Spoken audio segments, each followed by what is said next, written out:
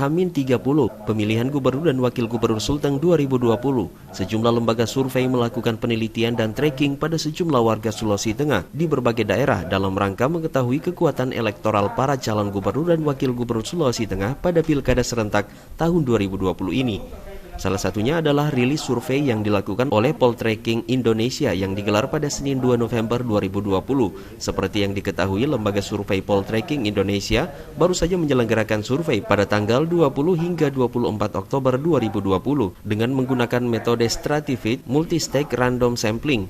Adapun jumlah sampel dalam survei ini adalah 1.200 responden dengan margin of error kurang lebih 2,8% pada tingkat kepercayaan 95%. Klaster survei ini menjangkau 13 kabupaten kota di seluruh provinsi Sulawesi Tengah secara proporsional berdasarkan data jumlah populasi pemilih terakhir.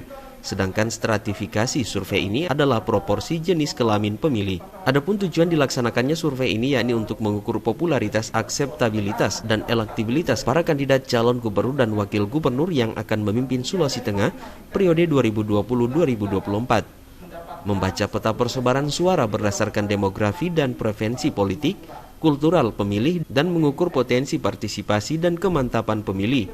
Temuan pokok dan analisa hasil survei tersebut diantaranya berdasarkan pertanyaan dengan simulasi surat suara. Maka elektabilitas pasangan Rusdi Mastura Makmun Amir sebesar 56,8%, unggul dari pasangan Muhammad Hidayat Lamakarate Bartolomeus Tandigala dengan sebesar 25,0%, dan yang masih merahasiakan jawabannya sebesar 5,5%, serta undecided voters sebesar 12,7%.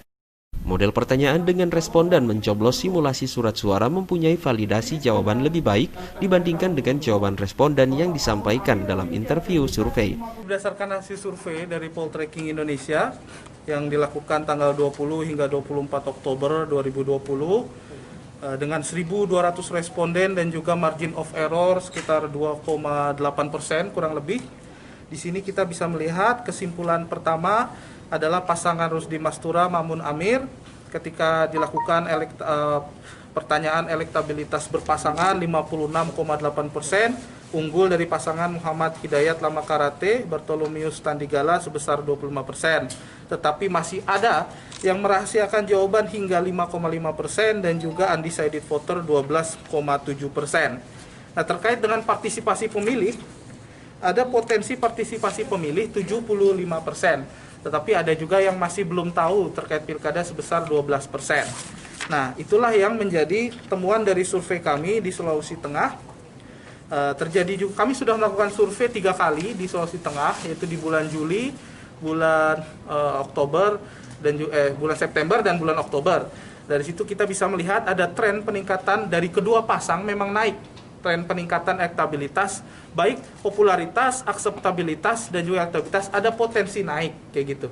Ada potensi peningkatan dari 3 kali survei yang naik, tetapi ada kenaikan yang lebih signifikan di pasangan Rusdi Mastura Makmun Amir daripada pasangan Hidayat dan Bartolomeus, seperti itu.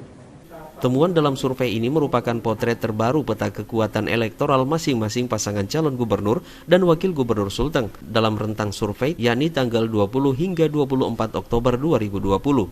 Meski demikian, melihat waktu pelaksanaan Pilkada Sulawesi Tengah yang sekitar 1 bulan lagi, kemampuan para kandidat dan para tim dalam menggarap pemilih yang belum menentukan pilihan dan pemilih yang masih mungkin berubah akan menjadi kunci kemenangan.